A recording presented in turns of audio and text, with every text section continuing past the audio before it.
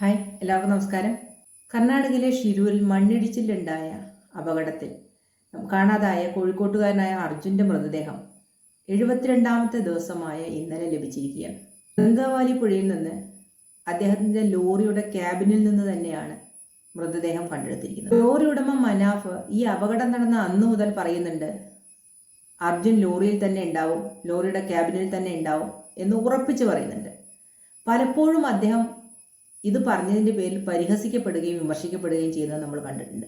ഈ 72ാമത്തെ ദിവസമെങ്കിലും അർജുൻ്റെ മൃതദേഹവും ലോറിയും ലഭിക്കാനിടയായ ഒരു സാഹചര്യം എന്ന് പറഞ്ഞാൽ അത് മനാഫിൻ്റെ ഉറച്ച തീരുമാനം തന്നെയാണെന്ന് പറയേണ്ടി വരും. പലതരത്തിലുള്ള വിമർശനങ്ങൾ അദ്ദേഹത്തിന് നേരെ ഉണ്ടായിട്ടുണ്ട്. തുടക്കം മുതൽ പല ആളുകളും അദ്ദേഹത്തിൻ്റെ ലോറി ലഭിക്കാൻ വേണ്ടിയിട്ടാണ് അദ്ദേഹം ഇത്രയധികം ആവേശം കാണിക്കുന്നത്, അദ്ദേഹത്തിൻ്റെ ലോറി തിരിച്ചെടുക്കാൻ വേണ്ടിയിട്ടാണ്, കിട്ടാൻ വേണ്ടിയിട്ടാണ് എന്നൊക്കെ പറഞ്ഞു. പിന്നെ അത് കഴിഞ്ഞ് കുറേയധികം ആളുകൾ പറഞ്ഞു പലതും ഇദ്ദേഹത്തിന് മറച്ചു വെക്കാനുണ്ട്, ലോറിയിൽ ചന്ദനത്തടികളുണ്ട്, കള്ളക്കടത്ത് തടികളാണുള്ളത് എന്നൊക്കെ പറഞ്ഞുകൊണ്ട് കുറേയധികം വിമർശനങ്ങൾ ഉന്നയിച്ചു. അതിലൊന്നും തളരാതെ ഈ നിമിഷം വരെ പിടിച്ചു നിന്ന മനാഫിനെ അഭിനന്ദിച്ചേ മതിയാവും. കാരണം ഒരു ലോറി നഷ്ടപ്പെട്ടാൽ അതിൻ്റെ ഇൻഷുറൻസ് ഉണ്ടെങ്കിൽ തീർച്ചയായിട്ടും അദ്ദേഹത്തിന് അതിൻ്റെ നഷ്ടപരിഹാരം കിട്ടും. എന്നിട്ടും തൻ്റെ ലോറിയുടെ ഡ്രൈവറാണ്, തൻ്റെ സഹോദരനാണ്, തൻ്റെ കൂടപ്പിറപ്പാണ് അർജുൻ എന്നുള്ളൊരു ചിന്താഗതിയിലാണ് രാവും പകലുമില്ലാതെ ആ മണ്ണിടിച്ചിലുണ്ടായ സ്ഥലത്ത് താമസിച്ച് ഈ നിമിഷം വരെ അർജുന് വേണ്ടിയുള്ള തെരച്ചിലിന് നേതൃത്വം കൊടുത്തത്. പല അവസരങ്ങളിലും അദ്ദേഹത്തിന് കർണാടക പോലീസിൻ്റെ കയ്യിൽ നിന്നും കർണാടക അധികാരികളുടെ കയ്യിൽ നിന്നും വളരെയധികം മോശമായ പെരുമാറ്റം നേരിടേണ്ടി വന്നെന്ന് അദ്ദേഹം പലപ്പോഴും പറഞ്ഞിട്ടുണ്ട്. അദ്ദേഹത്തെ മർദ്ദിക്കുന്ന ഒരു സിറ്റുവേഷൻ വരെ ഉണ്ടായിട്ടുണ്ട്. എന്നിട്ട് പോലും പിന്തിരിയാതെ അവിടെ തന്നെ ഉറച്ചു നിന്നു. എന്നാണോ അർജുനെ കിട്ടുന്നത് അന്ന് വരെ ഞാൻ ഇവിടെ ഉണ്ടാവും, അർജുൻ്റെ വീട്ടുകാരോടൊപ്പമാണ് ഞാൻ, ആ വീട്ടുകാരുടെ കണ്ണീരിനൊപ്പമാണ് ഞാൻ, അതുകൊണ്ട് അർജുനെ ലഭിക്കുന്നത് വരെ ഞാൻ ഇവിടെ ഉണ്ടാവും എന്ന് പറഞ്ഞ് ഉറച്ചു നിന്നൊരു വ്യക്തിയാണ്. ഒരുപാട് ആളുകൾ അദ്ദേഹത്തെ വളഞ്ഞിട്ട് ആക്രമിച്ചു. അദ്ദേഹത്തിൻ്റെ മാനസികാവസ്ഥ എന്താണ്, അർജുൻ്റെ വീട്ടുകാരുടെ മാനസികാവസ്ഥ എന്താണ് എന്നൊന്നും അറിയാതെ ഒരുപാട് പേര് പരിഹസിക്കുകയും കുറ്റപ്പെടുത്തുകയും ചെയ്തിട്ടു. അതുപോലെ തന്നെയാണ് നമ്മുടെ രഞ്ജിത്ത് ഇസ്രായേൽ എന്ന് പറഞ്ഞ ആദ്യഘട്ടത്തിൽ തെരച്ചിലിന്റെ നേതൃത്വം കൊടുത്ത മലയാളിയായിട്ടുള്ള ഒരു മനുഷ്യൻ. അദ്ദേഹം യാതൊരു ലാഭേച്ഛയും ഇല്ലാതെ അർജുൻ്റെ വീട്ടുകാരുടെ സങ്കടം കണ്ടിട്ട് അവിടെ തെരച്ചിൽ കാര്യക്ഷമമായി നടക്കുന്നില്ല എന്ന് മനസ്സിലാക്കിയിട്ട് സ്വയം മുന്നോട്ട് വന്ന് തെരച്ചിലിന്റെ നേതൃത്വം കൊടുത്ത ഒരാളാണ്. പിന്നീട് ഒരു ഘട്ടത്തിൽ നമ്മുടെ മാധ്യമപ്രവർത്തകർ പോലും അദ്ദേഹത്തെ തള്ളി പറയുന്ന ഒരു അവസ്ഥ ഉണ്ടായി. അദ്ദേഹം വഴിതെറ്റിച്ചു അന്വേഷണത്തെ, അതുകൊണ്ടാണ് അർജുനെ കണ്ടെത്താൻ കഴിയാഞ്ഞത്, ഇങ്ങനെയാണ് എന്ന് പറഞ്ഞ് ആള് കളിക്കാൻ വന്നതാണെന്നൊക്കെ പറഞ്ഞ് അദ്ദേഹത്തെ കുറേ അധികം വിമർശിക്കുന്ന മാധ്യമ പ്രവർത്തകരെ വരെ കണ്ടു. ആദ്യഘട്ടത്തിലൊക്കെ അദ്ദേഹത്തെ വളരെയധികം തോളിലേറ്റി തലയിലേറ്റി നടന്നിരുന്ന അതേ മാധ്യമ പ്രവർത്തകരും ആളുകളും തന്നെ അദ്ദേഹത്തെ കുറ്റപ്പെടുന്നതാണ്. അദ്ദേഹം അതുകൊണ്ട് തന്നെ മനസ്സും അടുത്ത് ആ ഭാഗത്ത് നിന്ന് പിൻവലിഞ്ഞു. പക്ഷേ മനാഫ് അപ്പോഴും അവിടെ ഉറച്ചു നിന്നു. പിന്നീട് ഈശ്വർ മാൽപേ വന്നു. രഞ്ജിത്ത് ഇസ്രായേലിന്റെ സ്ഥാനത്ത് ഈശ്വർ മാൽപേ വന്നു. ഈശ്വർ മാൽപേയും അദ്ദേഹത്തെ കൊണ്ട് കഴിയാവുന്ന രീതിയിൽ യാതൊരു തരത്തിലുള്ള ലാഭേച്ഛയുമില്ലാതെ അദ്ദേഹത്തിന് ഒരു തരത്തിലുള്ള ഒരു വരുമാനമൊന്നും ഇതിലൂടെ ലഭിക്കില്ല, ആരും കൊടുക്കില്ല. എന്നിട്ട് അയാൾ സ്വന്തം ഇഷ്ടത്തിനാണ് ഈ തെരച്ചിലിനിറങ്ങിയത്. പലപ്പോഴും കർണാടക അധികൃതരുടെ ഭാഗത്തുനിന്ന് അദ്ദേഹത്തിനും മാനസികമായിട്ടുള്ള പ്രശ്നങ്ങളൊക്കെ നേരിടേണ്ടി വന്നു, പലതരത്തിലുള്ള അവഹേളനങ്ങൾ നേരിടേണ്ടി വന്നു. എന്നിട്ടും ഈ മനാഫിനും അർജുൻ്റെ വീട്ടുകാർക്കും അർജുൻ്റെ അമ്മയുടെയും ഭാര്യയുടെയും സങ്കടം ആലോചിച്ചിട്ടാണ് അദ്ദേഹത്തിൻ്റെ കുടുംബത്തെ പോലും മറന്നിട്ട് ഈ ഹൈ റിസ്ക് ഉള്ള ഈ ഓപ്പറേഷന്റെ ഭാഗമായത്. പലതരത്തിൽ അദ്ദേഹത്തിന് അപമാനം നേരിട്ടു അവസാന ഘട്ടത്തിൽ. അതോടുകൂടി അദ്ദേഹം തന്നെ നിർത്തിപ്പോയി, അർജുൻ്റെ അമ്മയോട് ക്ഷമ പറഞ്ഞ് നിർത്തിപ്പോയി. കാരണം എനിക്ക് കഴിയില്ല, ഞാൻ ഉദ്ദേശിക്കുന്ന സ്ഥലത്തൊന്നും തരാൻ ഇവരെ സമ്മതിക്കുന്നില്ല, അങ്ങോട്ട് പോകാൻ അവർ സമ്മതിക്കുന്നില്ല, അതുകൊണ്ട് തന്നെ ഈ അധിക്ഷേപം കേട്ട് ഇനി ഇവിടെ നിൽക്കേണ്ട കാര്യം എനിക്കില്ല, പേരിനും പ്രശസ്തിക്കും വേണ്ടിയിട്ടാണ്, യൂട്യൂബ് ചാനലിൽ ആളാവാൻ വേണ്ടിയിട്ടാണ് ഇതിന് ഇറങ്ങി പുറപ്പെട്ടതെന്ന് ഒരു ആരോപണം വരുമ്പോൾ എൻ്റെ കുട്ടിക്ക് സുഖമില്ലാതിരിക്കുകയാണ്, ഞാൻ അവിടെയാണ് വേണ്ടത്, ഞാൻ ക്ഷമ പറയുകയാണ് അർജുൻ്റെ അമ്മയോട് എന്ന് പറഞ്ഞ് മനസ്സ് മടുത്ത് പോകുന്ന ഈശ്വർ മാൽപേ നമ്മൾ കണ്ടു. അപ്പോഴും മനാഫ് നിരാശനായില്ല എന്നുള്ളത് തന്നെയാണ്. എന്ത് വന്നാലും ആരൊക്കെ എന്തൊക്കെ പറഞ്ഞാലും അർജുനെയും കൊണ്ടേ ഞാൻ ഇവിടുന്ന് പോകുള്ളൂ എന്നൊരു വാശിയിലായിരുന്നു അദ്ദേഹം. അതെന്തായാലും ഇന്നലെ നടന്നു. തുടക്കം മുതൽ അദ്ദേഹം പറഞ്ഞ കാര്യം ശരിവെക്കുന്ന രീതിയിൽ അർജുൻ്റെ വണ്ടിയുടെ ക്യാബിനിൽ തന്നെ അദ്ദേഹത്തിൻ്റെ ശരീരഭാഗങ്ങൾ ഉണ്ടായിരുന്നു. അതിനുശേഷം അദ്ദേഹം പത്രമാധ്യമങ്ങളോട് സംസാരിച്ചത് വളരെ വൈകാരികമായിട്ട് നമ്മൾ കണ്ടതാണ്. നമ്മുടെയൊക്കെ കണ്ണ് നിറഞ്ഞു പോകുന്നത് പോലുള്ള ഒരു ഇതായിരുന്നു അദ്ദേഹം നടത്തിയത്.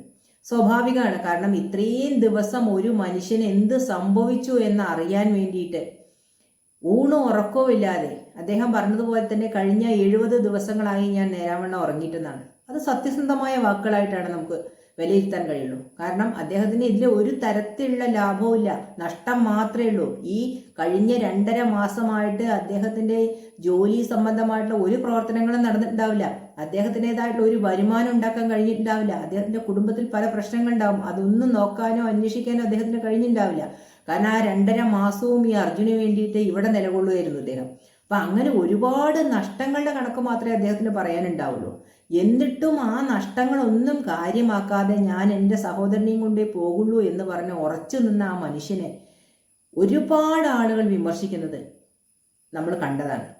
എത്രമാത്രം കുറ്റകരമായിട്ടുള്ള കാര്യമാണ് അതൊന്ന് ആലോചിച്ച് നോക്കൂ.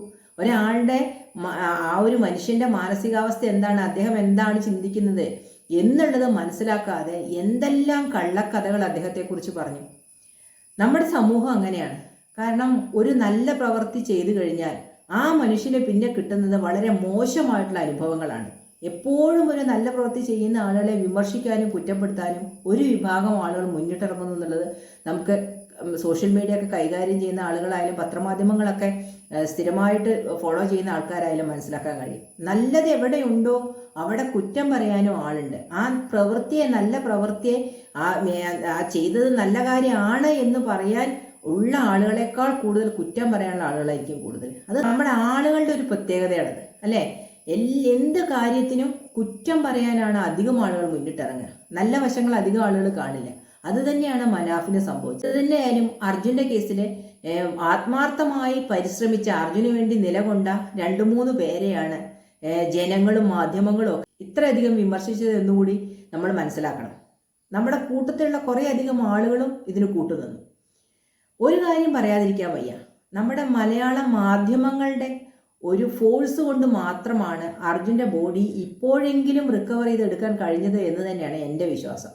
കാരണം ആദ്യഘട്ടങ്ങളിൽ യാതൊരു തരത്തിലുള്ള തെരച്ചിലിലും തയ്യാറാകാതിരുന്ന കർണാടക സർക്കാരിനെ ഇത്രയധികം നിർബന്ധിതരാക്കി മാറ്റിയത് ഈ തെരച്ചിലിനും ഇത്രയധികം അവിടെ ആളുകളെയും സൈന്യത്തെയും ഒക്കെ വിന്യസിക്കാനും തെരച്ചിലിന് നേതൃത്വം കൊടുക്കാനും ഒക്കെ അവിടുത്തെ MLA ഒക്കെ തയ്യാറായത് ഈ മലയാളത്തിലുള്ള മാധ്യമങ്ങളുടെ ഒരു പവർ തന്നെയാണെന്ന് പറയേണ്ടി വരും. കാരണം മാധ്യമങ്ങൾ അഹോരാത്രം അർജുൻ എന്ത് സംഭവിച്ചു എന്ന് ചോദിച്ചുകൊണ്ടേയിരുന്നു. ആ ചോദ്യത്തെ നേരിടാനാവാതെയാണ് കർണാടക സർക്കാർ ഇത്രയധികം ഫോഴ്സിനെ ഇറക്കി തെരച്ചിൽ ആരംഭിച്ചത് എന്ന് തന്നെ പറയേണ്ടി വരും. അല്ലായിരുന്നു എങ്കിൽ, നമ്മുടെ മാധ്യമങ്ങളുടെ ഭാഗത്തു നിന്ന് ഇത്രയധികം പ്രഷർ ഇല്ലായിരുന്നു എങ്കിൽ ഇതൊന്നും സംഭവിക്കില്ലായിരുന്നു. കാരണം സാധാരണ സംഭവിക്കുന്ന ഒരു ഇൻസിഡന്റ് ആയിട്ട് എപ്പോഴെങ്കിലും ലോറി കിട്ടുകയാണെങ്കിൽ കിട്ടിക്കോട്ടെ, ഗംഗാവലിയിലെ വെള്ളം താഴ്ന്ന സമയത്ത് എന്നുള്ളൊരു ലെവലിൽ അത് അവിടെ അവസാനിച്ചു പോയേനെ. പക്ഷെ ഒരു ഘട്ടത്തിലും അത് അവസാനിപ്പിക്കാതിരിക്കാനുള്ള ഒരു നടപടി നമ്മുടെ മാധ്യമങ്ങളുടെ ഭാഗത്തുനിന്ന് ഉണ്ടായി എന്നത് പറയാതിരിക്കാൻ കഴിയില്ല. അതുകൊണ്ട് തന്നെയാണ് 72ാമത്തെ ദിവസമെങ്കിലും അർജുന്റെ ബോഡിയും അർജുന്റെ ലോറിയും ലഭിച്ചത് എന്ന് തന്നെ പറയേണ്ടി വരും. അതിന് ഏറ്റവും കൂടുതൽ, ഈ ബോഡി ലഭിച്ചതിന് ഏറ്റവും കൂടുതൽ അഭിനന്ദിക്കേണ്ടത് നമ്മുടെ മാധ്യമങ്ങളെ തന്നെയാണ്, പ്രത്യേകിച്ച് റിപ്പോർട്ടർ ചാനൽ. നമുക്കറിയാം, പല കാര്യങ്ങളും റിപ്പോർട്ടർ ചാനൽ പുറത്തു വിടുന്നതിനോട് പല പ്രേക്ഷകർക്കും യോജിപ്പുണ്ടാവില്ല. അവർ പറയുന്ന എല്ലാ കാര്യങ്ങളോടും യോജിപ്പുണ്ടാവില്ല. പല കാര്യങ്ങളും നമുക്ക് വേണ്ടിയിരുന്നില്ല എന്ന് തോന്നുന്ന തരത്തിലുള്ള റിപ്പോർട്ടിംഗ് അവരുടെ ഭാഗത്തുനിന്ന് ഉണ്ടാവുന്നുണ്ട്. അർജുന്റെ കാര്യത്തിൽ 100% അർജുന്റെ കുടുംബത്തോടൊപ്പം ആത്മാർത്ഥമായി നിന്നതാണ് റിപ്പോർട്ടർ ചാനലും 24ഉം ഏഷ്യാനെറ്റും ഒക്കെ എന്ന് നമുക്ക് തോന്നിയിട്ടുണ്ട്. ഏറ്റവും കൂടുതൽ റിപ്പോർട്ടറാണെന്ന് തോന്നിയിട്ടുണ്ട്. കാരണം റിപ്പോർട്ടർ ഇതിന്റെ പേരിൽ ഒരുപാട് പഴി കേൾക്കേണ്ടി വന്നതാണ്. കർണാടക സർക്കാരിനെ വളരെയധികം വിമർശിച്ചു, പിന്നെ അവിടുത്തെ SP വിമർശിച്ചു, അതുപോലെ തന്നെ MLA വിമർശിച്ചു. അതുകൊണ്ട് ഭയങ്കര പ്രശ്നമാണ്, അതുകൊണ്ടാണ് നമ്മുടെ ആളുകളെ ഒന്നും അങ്ങോട്ട് അടുപ്പിക്കാത്ത എന്ന് ഇവരുടെ കൂടുതലായിട്ടുള്ള അധികമായിട്ടുള്ള ഇടപെടലുകാരനാണ് പല പ്രശ്നങ്ങളും ഉണ്ടായതെന്നൊക്കെ ഒരുപാട് വിമർശനങ്ങൾ കേട്ട ചാനലാണ്. എന്നിട്ട് പോലും അവരത് ഈ കാര്യത്തിൽ നിന്ന് പിന്തിരിഞ്ഞില്ല. ഇന്നലെ ആ ബോഡി എടുക്കുന്നത് പോലും ഫുള്ളായിട്ട് ലൈവായിട്ട് കവർ ചെയ്ത ആൾക്കാരാണ്. ഓരോ നിമിഷവും ഒപ്പത്തിനൊപ്പം നിന്നതുകൊണ്ട് മാത്രമാണ് ഒരാശ്വാസം എന്നുള്ള നിലയ്ക്ക്. കാരണം അവർക്ക് ആ നഷ്ടം വലിയ നഷ്ടം തന്നെയാണ് അർജുന്റെ വീട്ടുകാർക്ക്. പക്ഷെ അപ്പോഴും അവർക്കൊരു മനസമാധാനം ഉണ്ട്. കാരണം ആൾക്ക് എന്ത് സംഭവിച്ചു എന്നുള്ളത് തിരിച്ചറിയാൻ ഇന്നലെ ആ ബോഡി കിട്ടിയതോട് കൂടിയിട്ട് അവർക്ക് ആയിട്ടുണ്ടാവും. അപ്പൊ അതൊരു സമാധാനമാണ്. അല്ലാതെ മരിച്ചോ ജീവിച്ചിരിക്കുന്നുണ്ടോ എന്തെങ്കിലും സംഭവിച്ചോ എന്നൊന്നും അറിയാത്തൊരു ആശങ്ക ഇതുവരെ നിലനിന്നിരുന്നു.